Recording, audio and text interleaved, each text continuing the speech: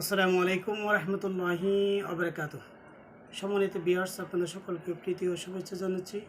সেই সাথে সুন্দর একটা আমল নিয়ে উপস্থিত হয়েছি। সেই আমলটা হলো, আমরা উম্মতি মুহাম্মাদি হলে আমাদের কতগুলো গুণ অর্জন করতে হবে। এর মধ্যে অন্যতম এক দুটা গুণ নিয়ে আপনাদের সাথে শেয়ার করতে চাই। সেই গুণটা হলো, আমরা উম্মতি মুহাম্মাদি হতে হলে এক নম্বর গুণ হলেও কোনো কাজ শুরু করার আগে বিসমিল্লাহ বলতে হবে। বিসমিল্লাহির রহমানির রহিম বলে কাজ শুরু করতে হবে।